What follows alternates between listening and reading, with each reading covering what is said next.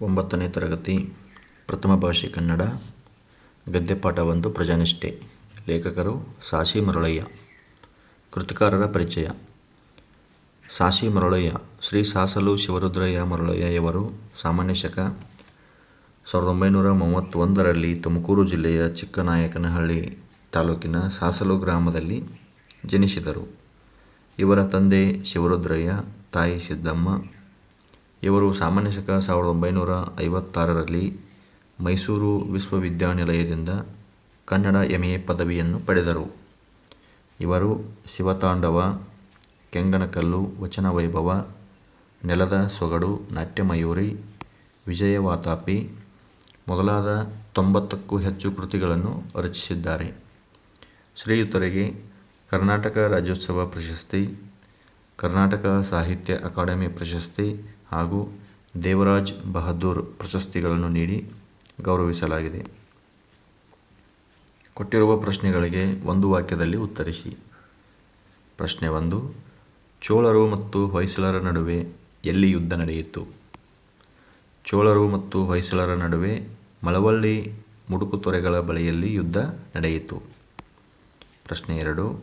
ಸಾಮ್ರಾಟನು ರಾಜಧಾನಿಯಲ್ಲಿ ಇಲ್ಲದಿದ್ದಾಗ ರಾಜ್ಯದ ಸಂರಕ್ಷಕರಾಗಿ ನಿಂತಿದ್ದವರು ಯಾರು? ಸಾಮ್ರಾಟನು ರಾಜಧಾನಿಯಲ್ಲಿ ಇಲ್ಲದಿದ್ದಾಗ ರಾಜ್ಯದ ಸಂರಕ್ಷಕರಾಗಿ ನಿಂತಿದ್ದವರು ಮಹಾರಾಣಿ ಶಾಂತಲಾದೇವಿ. ಪ್ರಶ್ನೆ ಸಂಖ್ಯೆ 3. ಬನದಮ್ಮನಹಳ್ಳಿಯ ಜನರು ಎಲ್ಲಿ ಪಂಚಾಯಿತಿ ಸೇರಿದ್ದರು? ಬನದಮ್ಮನಹಳ್ಳಿಯ ಜನ ಬನಶಂಕರಿ ದೇವಾಲಯದ ಮುಂಭಾಗದ ಕಟ್ಟೆಯ ಮೇಲೆ ಪಂಚಾಯಿತಿ ಸೇರಿದ್ದರು. 4. ಬನದಮ್ಮನಹಳ್ಳಿಯ ಪಂಚಾಯಿತಿಯಲ್ಲಿ ಯಾರ್ಯಾರ ನಡುವಿನ ನ್ಯಾಯ ತೀರ್ಮಾನವಾಗುತ್ತಿತ್ತು? ಬನದಮ್ಮನಹಳ್ಳಿಯ ಪಂಚಾಯಿತಿಯಲ್ಲಿ ಬೀರಣ್ಣ ಮತ್ತು ಈರಣ್ಣನ ನಡುವೆ ನ್ಯಾಯ ತೀರ್ಮಾನವಾಗುತ್ತಿತ್ತು. ಮುಂದಿನ ಪ್ರಶ್ನೆ. ಕೊಟ್ಟಿರುವ ಪ್ರಶ್ನೆಗಳಿಗೆ 3 ಅಥವಾ 4 ವಾಕ್ಯಗಳಲ್ಲಿ ಉತ್ತರಿಸಿ. ಪ್ರಶ್ನೆ 1. ಹಲವರು ತಲಕಾಡನ್ನು ಲೂಟಿ ಮಾಡಬೇಕೆಂದು ಹೇಳಿದಾಗ ದೊರೆ ವಿಷ್ಣುವರ್ಧನನು ಏನೆಂದು ಹೇಳಿದನು? ಹಲವರು ತಲಕಾಡು ನಗರವನ್ನು ಲೂಟಿ ಮಾಡಬೇಕೆಂದು ಹೇಳಿದಾಗ ವಿಷ್ಣುವರ್ಧನನು ಅದಕ್ಕೆ ಅವಕಾಶ ಮಾಡಿಕೊಡಲಿಲ್ಲ. ಕೆಚ್ಚೆದೆಯ ಕಟ್ಟಾಳುಗಳೇ, ಇದು ನಮ್ಮ ವಿಜಯದ ದಿನವೆಂದು ಮೈಮರೆಯಬಾರದು. ಇದು ನಮ್ಮ ಸತ್ವ ಪರೀಕ್ಷೆಯ ಸಮಯವೂ ಹೌದು. ಎಷ್ಟೇ ಸ್ಥಾನಮಾನ, ಪದವಿ, ಪ್ರಶಸ್ತಿಗಳು ಲಭಿಸಲಿ, ಮಾನವ ತನ್ನ ಮಾನವೀಯ ಗುಣಗಳನ್ನು ಗಾಳಿಯಲ್ಲಿ ತೂರಿಬಿಡಬಾರದು ಎಂದು ವಿಷ್ಣುವರ್ಧನನು ಸೈನಿಕರಿಗೆ ಹೇಳಿದನು. 2. ತಲಕಾಡಿನ ಲೂಟಿಯ ವಿಚಾರದಲ್ಲಿ ವಿಷ್ಣುವರ್ಧನನ ನಿಲುವೇನು? ಚೋಳರಿಗೂ ಹೊಯ್ಸಳರಿಗೂ ನಡೆದ ಯುದ್ಧದಲ್ಲಿ ಚೋಳರು ಸೋತರು. ತಲಕಾಡು ವಿಷ್ಣುವರ್ಧನನ ವಶವಾಯಿತು. ಅನೇಕರು ತಲಕಾಡನ್ನು ಲೂಟಿ ಮಾಡಬೇಕೆಂದು ಹೇಳಿದಾಗ ವಿಷ್ಣುವರ್ಧನನು ಅದಕ್ಕೆ ಅವಕಾಶ ಕೊಡಲಿಲ್ಲ. ಸೆರೆಸಿಕ್ಕ ಸೈನಿಕರ ಮೇಲೆ ದೌರ್ಜನ್ಯ ನಡೆಸುವುದು ಯೋಧ ಧರ್ಮ ಅಲ್ಲ. ಸೋತ ಸಾಮ್ರಾಜ್ಯವನ್ನು ಲೂಟಿ ಮಾಡುವುದು ಯುದ್ಧ ಧರ್ಮ ಅಲ್ಲ. ಆದ್ದರಿಂದ ತಲಕಾಡಿನ ಜನ ತಮ್ಮವರೆಂದೇ ತಿಳಿದು ನಡೆದುಕೊಳ್ಳಿ. ಅವರ ಮನೋಭೀತಿಯನ್ನು ದೂರ ಮಾಡಿ ಶಾಂತಿ ಸ್ಥಾಪನೆ ಮಾಡಿ ಎಂದು ವಿಷ್ಣುವರ್ಧನನು ತನ್ನ ಸೈನಿಕರಿಗೆ ಹೇಳಿದನು. 3. ಬನದಮ್ಮನಹಳ್ಳಿಯ ದೇವಾಲಯದ ಮುಂದೆ ಯಾವ ವಿಚಾರವಾಗಿ ಚರ್ಚೆ ನಡೆದಿತ್ತು? ಬನದಮ್ಮನಹಳ್ಳಿಯ ದೇವಾಲಯದ ಮುಂದೆ ಭೂಮಿಯಲ್ಲಿ ದೊರೆತ ಕೊಪ್ಪರಿಗೆಯ ಹೊನ್ನಿನ ವಿಚಾರವಾಗಿ ಚರ್ಚೆ ನಡೆದಿತ್ತು. ಬೀರಣ್ಣನು ತನ್ನ ಹೊಲವನ್ನು ಈರಣ್ಣನಿಗೆ ಮಾರಿದ್ದನು. ಈರಣ್ಣನು ಹೊಲವನ್ನು ಉಳುತ್ತಿರುವಾಗ ಒಂದು ಕೊಪ್ಪರಿಗೆ ಬಂಗಾರ ಸಿಕ್ಕಿತು. ಅದನ್ನು ಈರಣ್ಣ ಪೂಜೆ ಮಾಡಿ ಬೀರಣ್ಣನ ಮನೆಗೆ ತೆಗೆದುಕೊಂಡು ಅವನ ಹೊಲದಲ್ಲಿ ಸಿಕ್ಕಿರುವುದರಿಂದ ಅದು ಅವನಿಗೆ ಸೇರಬೇಕಾದ್ದು ಎಂಬುದಾಗಿ ಹೇಳಿದನು. ಅದಕ್ಕೆ ಬೀರಣ್ಣ ಒಪ್ಪಲಿಲ್ಲ. ಹೊಲ ಮಾರಿದ ಮೇಲೆ ಆ ನೆಲದ ಹಕ್ಕು ತನಗಿಲ್ಲ ಎಂದು ಬೀರಣ್ಣ ವಾದಿಸುತ್ತಿದ್ದ. 4. ದೈವದವರ ತೀರ್ಪಿನ ಬಗ್ಗೆ ಶಾಂತಲೆಯ ಅಭಿಪ್ರಾಯವೇನು? ಈರಣ್ಣ ಮತ್ತು ಬೀರಣ್ಣ ಇಬ್ಬರು ಕೊಪ್ಪರಿಗೆ ಹಣವನ್ನು ಇಟ್ಟುಕೊಳ್ಳಲು ಒಪ್ಪದಿದ್ದಾಗ ಗ್ರಾಮದ ಮುಖ್ಯಸ್ಥ ಕೇತಮಲ್ಲ ಇಬ್ಬರಿಗೂ ಬೇಡವಾದ ಹಣ ರಾಜ್ಯದ ಬೊಕ್ಕಸ ಸೇರಲಿ ಎಂದನು. ನ್ಯಾಯ ತೀರ್ಮಾನವನ್ನು ಮರೆಯಲ್ಲಿ ನಿಂತು ಕೇಳಿಸಿಕೊಳ್ಳುತ್ತಿದ್ದ ಗಂಡುಡುಗೆಯಲ್ಲಿದ್ದ ಶಾಂತಲೆ, ಹೊನ್ನು ರಾಜ್ಯದ ಬೊಕ್ಕಸಕ್ಕೆ ಸೇರಲು ಇದು ಸಾಮ್ರಾಟರ ದುಡಿಮೆಯಲ್ಲ, ಅವರ ಬೆವರಿನ ಫಲ ಅಲ್ಲ, ಅದು ಪ್ರಜೆಗಳ ಬೆವರಿನ ಫಲ. ಆದ್ದರಿಂದ ಅದು ಪ್ರಜೆಗಳಿಗೆ ಸೇರಬೇಕು ಎಂದು ಹೇಳಿದಳು. ಶಾಂತಲೆ ನೀಡಿದ ತೀರ್ಪೇನು? ದೈವದ ದುಡ್ಡಾದ ಕಾರಣ ಅದು ದೇವಕಾರ್ಯಕ್ಕೆ ವಿನಿಯೋಗಬೇಕಾದ್ದು ಧರ್ಮವೆಂದು ಹೊಯ್ಸಳ ಶೈಲಿಯ ಮಾದರಿಯಾಗಿ ವೇಲಾಪುರಿಯಲ್ಲಿ ಹಾಗೂ ದ್ವಾರಸಮುದ್ರದಲ್ಲಿ ದೇವಾಲಯ ನಿರ್ಮಾಣಕ್ಕಾಗಿ ಆ ಹೊನ್ನು ವಿನಿಯೋಗವಾಗಲಿ ಎಂದು ದ್ವಾರಸಮುದ್ರದಲ್ಲಿ ನಿರ್ಮಾಣವಾಗುವ ಅವಳಿ ದೇವಾಲಯಗಳು ಕೇತಮಲ್ಲ ನಾಯಕರ ಹೆಸರಲ್ಲಿಯೇ ಶಿಲಾಶಾಸನ ಸ್ಥಾಪಿಸಬೇಕೆಂದು ಶಾಂತಲೆ ತೀರ್ಪನ್ನು ಕೊಟ್ಟಳು. ಕೊಟ್ಟಿರುವ ಪ್ರಶ್ನೆಗಳಿಗೆ 8-10 ವಾಕ್ಯಗಳಲ್ಲಿ ಉತ್ತರಿಸಿ. ಪ್ರಶ್ನೆ 1. ಚೋಳ ದೊರೆ ಕುಲೋತ್ತುಂಗನು ಹೊಯ್ಸಳ ಸಾಮ್ರಾಜ್ಯದ ಮೇಲೆ ಯುದ್ಧ ಸಾರಲು ಕಾರಣ ಹಾಗೂ ಪರಿಣಾಮವನ್ನು ವಿವರಿಸಿ. ಹೊಯ್ಸಳ ಸಾಮ್ರಾಜ್ಯದ ಪ್ರಗತಿಯನ್ನು ಕಂಡು ಪ್ರವರ್ಧಮಾನಕ್ಕೆ ಬರುತ್ತಿರುವ ವಿಷ್ಣುವರ್ಧನ ಭೂಪಾಲನನ್ನು ನಾಶಪಡಿಸಬೇಕೆಂದು ಶತ್ರುರಾಜರು ಹವಣಿಸುತ್ತಿದ್ದರು. ಅವರಲ್ಲಿ ಚೋಳಮಂಡಲದ ಕುಲೋತ್ತುಂಗ ಪ್ರಮುಖನಾದವನು. ಗಂಗರ ತಲಕಾಡು ಅವನ ಸ್ವಾಧೀನದಲ್ಲಿತ್ತು. ಕುಲೋತ್ತುಂಗ ಪ್ರಚಂಡ ಆಶಾವಾದಿ, ಅಖಂಡ ಭರತಖಂಡದ ಒಡೆತನವನ್ನು ಬಯಸುತ್ತಿದ್ದವನು. ಗಂಗ ಸಾಮ್ರಾಜ್ಯವನ್ನು ತನ್ನ ವಶ ಮಾಡಿಕೊಳ್ಳಲೆಂದು ಆಶಿಸಿ ಆದಿಯಮನನ್ನು ಪ್ರಚೋದಿಸಿ ದ್ವಾರಸಮುದ್ರದ ಮೇಲೆ ಕಳುಹಿಸಿದನು. ಆದಿಯಮನು ಒಂದು ದೊಡ್ಡ ದಂಡಯಾತ್ರೆಯನ್ನು ಕೈಗೊಂಡನು. ಗುಪ್ತಚಾರರಿಂದ ವಿಷಯ ತಿಳಿದ ಹೊಯ್ಸಳೇಶ್ವರನು ಸಕಲ ಸೇನಾ ಸಮೇತನಾಗಿ ಯುದ್ಧಕ್ಕೆ ಸಿದ್ಧನಾಗಲೇಬೇಕಾಯಿತು. ದ್ವಾರಸಮುದ್ರದ ಸೇನೆ ತಲಕಾಡಿನ ಕಡೆಗೆ ಚೈತ್ರಯಾತ್ರೆ ಹೊರಟಿತು. ಮಳವಳ್ಳಿ ಮುಡುಕುತೊರೆಗಳ ಬಳಿಯಲ್ಲಿ ಘನಘೋರ ಯುದ್ಧ ನಡೆದು ಹೊಯ್ಸಳರ ಕೈ ಮೇಲಾಗಿ ಚೋಳ ಸೇನೆ ಕಂಗಾಲಾಯಿತು. ಆದಿಯಮ ಯುದ್ಧದಲ್ಲಿ ಮಡಿದ.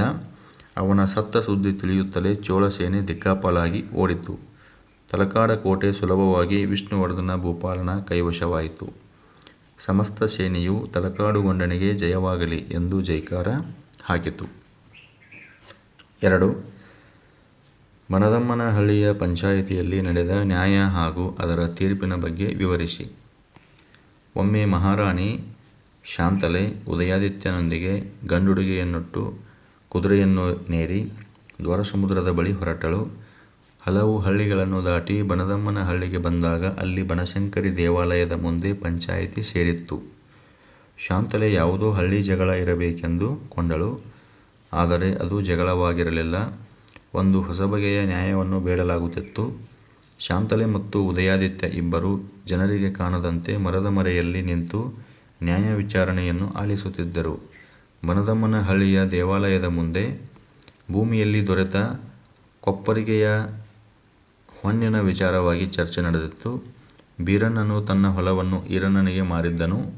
ಈರಣ್ಣನು ಹೊಲವನ್ನು ಉಳುತ್ತಿರುವಾಗ ಒಂದು ಕೊಪ್ಪರಿಗೆ ಬಂಗಾರ ಸಿಕ್ಕಿತು. ಅದನ್ನು ಈರಣ್ಣ ಪೂಜೆ ಮಾಡಿ ಬೀರಣ್ಣನ ಮನೆಗೆ ತೆಗೆದುಕೊಂಡು ಅವನ ಹೊಲದಲ್ಲಿ ಸಿಕ್ಕಿರುವುದರಿಂದ ಅದು ಅವನಿಗೆ ಸೇರಬೇಕಾದ್ದು ಎಂಬುದಾಗಿ ಹೇಳಿದನು. ಆದರೆ ಬೀರಣ್ಣ ಒಪ್ಪಲಿಲ್ಲ. ಹೊಲ ಮಾರಿದ ಮೇಲೆ ಆ ನೆಲದ ಹಕ್ಕು ತನಗಿಲ್ಲ ಎಂದು ಬೀರಣ್ಣ ವಾದಿಸುತ್ತಿದ್ದ. ಈರಣ್ಣ ಮತ್ತು ಬೀರಣ್ಣ ಇಬ್ಬರು ಕೊಪ್ಪರಿಗೆ ಹಣವನ್ನು ಇಟ್ಟುಕೊಳ್ಳಲು ಒಪ್ಪದಿದ್ದಾಗ ಗ್ರಾಮದ ಮುಖ್ಯಸ್ಥ ಕೇತಮಲ್ಲ ಇಬ್ಬರಿಗೂ ಬೇಡವಾದ ಹಣ ರಾಜ್ಯದ ಬೊಕ್ಕಸ ಸೇರಲಿ ಎಂದನು. ನ್ಯಾಯ ತೀರ್ಮಾನವನ್ನು ಮರೆಯಲ್ಲಿ ನಿಂತು ಕೇಳಿಸಿಕೊಳ್ಳುತ್ತಿದ್ದ ಗಂಡುಡುಗೆಯಲ್ಲಿದ್ದ ಶಾಂತಲೆ, ಹೊನ್ನು ರಾಜ್ಯದ ಬೊಕ್ಕಸಕ್ಕೆ ಸೇರಲು ಇದು ಸಾಮ್ರಾಟರ ದುಡಿಮೆಯಲ್ಲ, ಅವರ ಬೆವರಿನ ಫಲ ಅಲ್ಲ, ಅದು ಪ್ರಜೆಗಳ ಬೆವರಿನ ಫಲ. ಆದ್ದರಿಂದ ಅದು ಪ್ರಜೆಗಳಿಗೆ ಸೇರಬೇಕು ಎಂದು ಹೇಳಿದಳು.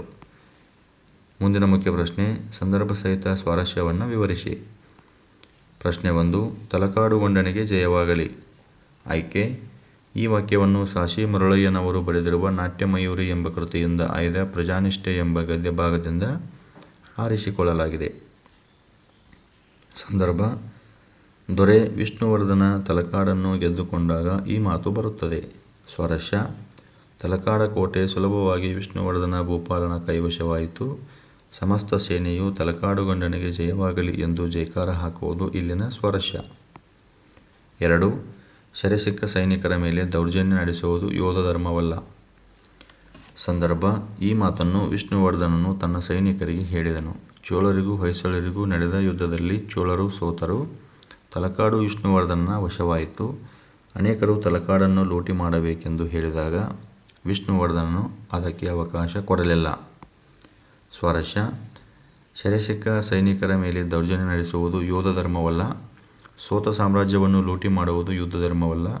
ಆದ್ದರಿಂದ ತಲಕಾಡಿನ ಜನ ತಮ್ಮವರೆಂದೇ ತಿಳಿದು ನಡೆದುಕೊಳ್ಳಿ. ಅವರ ಮನೋಭೀತಿಯನ್ನು ದೂರ ಮಾಡಿ ಶಾಂತಿ ಸ್ಥಾಪನೆ ಮಾಡಿ ಎಂದು ವಿಷ್ಣುವರ್ಧನನು ತನ್ನ ಸೈನಿಕರಿಗೆ ಹೇಳಿದನು. 3. ತಂಬೂಲ ಉಗದ ಮೇಲೆ ಮತ್ತೆ ಎತ್ತಿ ಬಾಯಿಗೆ ಹಾಕ್ಕೊಳ್ಳೋ ಕೆಟ್ಟತನ ಬೇಡ. ಸಂದರ್ಭ: ಈ ಮಾತನ್ನು ಬೀರಣ್ಣ ಈರಣ್ಣನಿಗೆ ಹೇಳಿದ.